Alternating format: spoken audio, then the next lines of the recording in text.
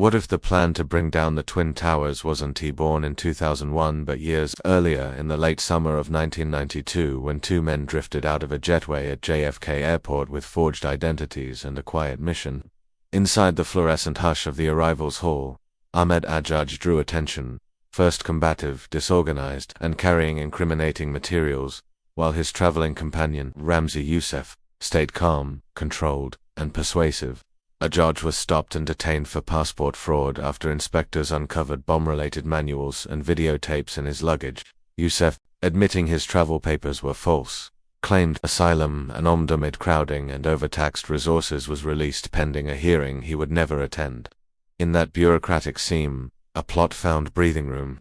The story that followed became a foundational case study in investigative journalism and hidden history, the sort of true crime story that unfurls like a history documentary, a methodical adversary moving through the ordinary texture of New York and New Jersey, turning lists and receipts into a weapon aimed at the base of American confidence. In the months after that airport split, Yousef blended into the blur of rental rooms, payphones, and second-hand furniture. He learned the rhythms of supply stores, the anonymity of cash transactions, and the advantage of moving often and lightly.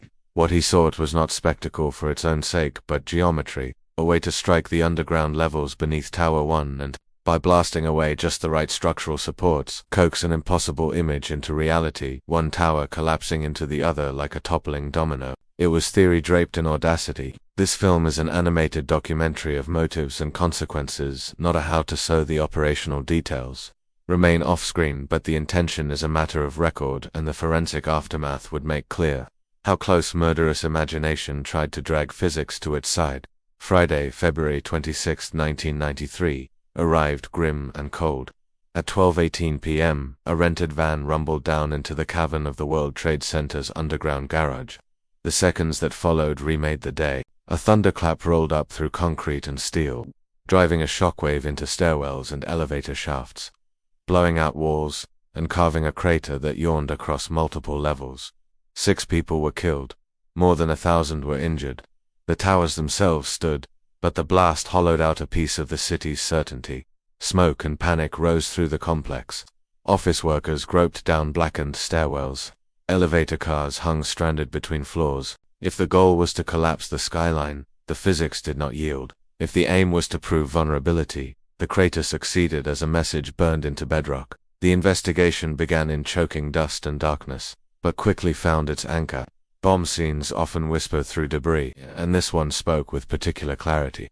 Investigators recovered fragments pointing to a specific vehicle, evidence suggesting the explosive originated inside the van rather than battering it from outside. That thread led to rental paperwork and, remarkably, to a suspect who returned to the agency to reclaim his deposit, a blunder that cracked open a network of associates. As arrests accumulated, case agents wove together the paper trail: financial records, phone logs, storage unit contracts, until the conspiracy's outlines emerged around a missing center of gravity. The man who had slipped away from JFK 5 months earlier. By the time courtroom sketches took shape, the government's narrative had hardened. The case would not turn on a single confession, but on converging lines of proof. The sort of mosaic that true crime stories and history documentaries prize for its slow, relentless logic. Prosecutors told jurors about forged identities, international travel, and the practical turn from ideology to logistics. How a fantasy of toppling towers became a sequence of transactions and errands, each apparently ordinary until held up to the light of the crater. One by one, defendants were convicted in trials through the mid-1990s, with sentences that spoke to both the crime's cruelty and its symbolic ambition. In 1998, when Ramzi Yousef ultimately stood to be sentenced not only for the Trade Center plot but also for separate conspiracies, he used his final minutes to declare himself a terrorist with pride, a moment as chilling as it was clarifying about motive and resolve. The question that still disturbs investigators is not whether the plan was monstrous, it is how close it came to realizing its most catastrophic version. Contemporary reporting and later analyzers reference the ambition to bring Tower 1 down into Tower 2, a nightmare of mass casualty and economic paralysis. Some sources have echoed claims that poison agents might have been contemplated as an adjunct to the blast, though the consensus of investigators holds that any such additive would have been neutralized by the heat's ferocity. The essential point is unchanged. The design wasn't to scar a symbol and move on, it was to dismember it. The crater is the historical record scroll across the city's basement, and it continues to anchor the documentary memory of that day. Yet the 1993 bombing is both unforgettable and, for many, forgotten, overshadowed by what happened 8 years later. Survivors have called it a powder keg, foreshadowing what the world would witness in 2001, not because the methods were identical, but because the vulnerabilities were rhyming. The exploitation of travel systems, the improvisation of identities, and the translation of grievance into logistics. Anniversary ceremonies still toll the bell at the precise moment of the 1993 blast. Families still place roses, city officials still pass the lessons, but collective memory edits itself under the pressure of later catastrophe. Part of the work of investigative journalism and hidden history is to insist on the earlier chapter, to say that the first wound belongs inside the larger story of how a city and a country came to understand the modern face of terror. To understand how the 1993 case became possible, you have to return to the airport. Ajaj and Yousef arrived together, but their strategies at the counter forked. Ajaj's baggage and behavior blazed with red flags, and he was taken into custody. Yousef, by contrast, leveraged the system's protections. He presented himself as a refugee from a dangerous place, admitted his passport was fraudulent, and asked for a chance to make his case. An asylum system strained by volume and limited detention space allowed him to be released, pending a hearing. With hindsight, the moment feels like a cautionary parable about how immigration and border processes designed, fundamentally, for humanitarian protection and lawful travel can be gamed by a determined minority. The 9/11 Commission's staff work, later compiled as a monograph on terrorist travel, would point to the 1990s as a period when adversaries learned to embed within legal pathways using forged or altered documents and layered identities. In that sense, Yousef's quiet exit from JFK foreshadows a decade of adaptations on both sides of the line. Down in the garage, the damage taught a second set of lessons. Engineers and investigators mapped a multi-story cavity, the blast punching upward through reinforced concrete, crumpling vehicles into metallic fossils. Power failed. Smoke migrated along ducts and shafts. Evacuation routes proved both lifelines and bottlenecks. The survival of the towers was not accident, but resilience design choices, redundancies, and the contingency of where precisely the blast occurred. Still, the visuals from that afternoon, darkened stairwells, soot-lined faces, office workers shepherded through cold streets, branded the city. For many who would experience 2001, the sensory memory of 1993 felt like a premonition replayed in a different key.